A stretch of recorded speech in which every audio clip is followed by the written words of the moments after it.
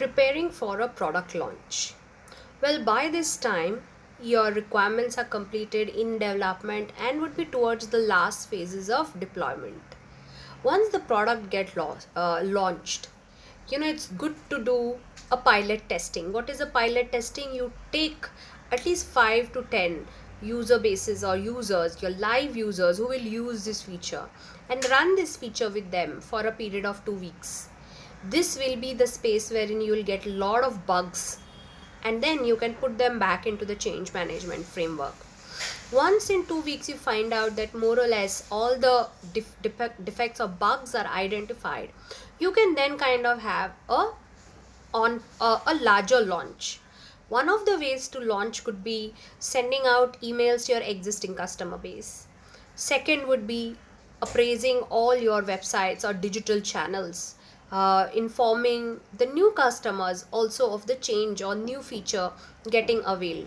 For example, if it's a bank and coming up with some new wallets or with some new integrations like Google Pay, Samsung Pay. Recently, I saw UPIs coming into even banks like ICICI and other ones. So, any features that get tested properly can then be informed to the new customers for traction as well as for the existing customer on incremental revenue.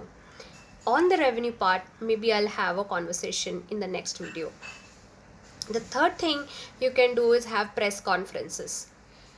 Press conferences is a very standard way to inform your customers about what you as an organization have to offer that will enable and make the lives of the customer better.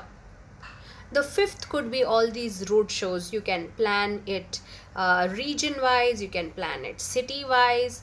Basically, it will help your reach or penetration improve if you do road shows.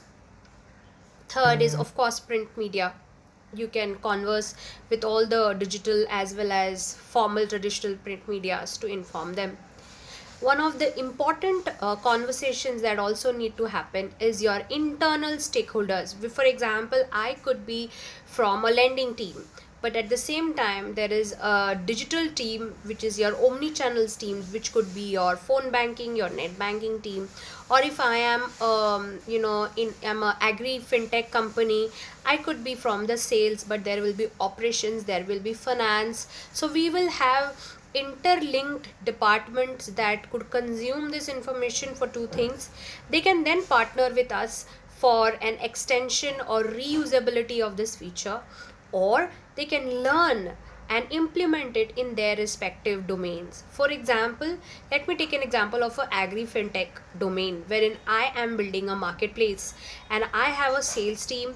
This marketplace is basically built, let's say, for a retail space, but my commercial space also wants to consume this aggregator marketplace. In that case, they can always use this, or they can baseline the market space framework and then build it, customize it as per their needs. So it's very important to inform your internal stakeholders, mostly via a email chain, informing the features. Give the best thing could be create a short video, so visual appeal is always better than written and verbal appeals. And then have forums wherein you can actually have show and tell sessions, wherein you can display the created functionality for real usage and then have conversations around it. So it is very important to inform everybody about the new changes. Very important to spread the word and track the post launch activities at least for a quarter or two, in order for you to then tracking it as a BAU and then kind of having a revenue target attached to the product. Post launch or launch is one of the last legs, but the most important leg that will test the viability, the monetary viability of your idea, and hence must be focused upon. What I generally see is that the ideation and the launch aren't given too much important, but it's the middle part of how do we develop it. So think about it. Please write to me your questions.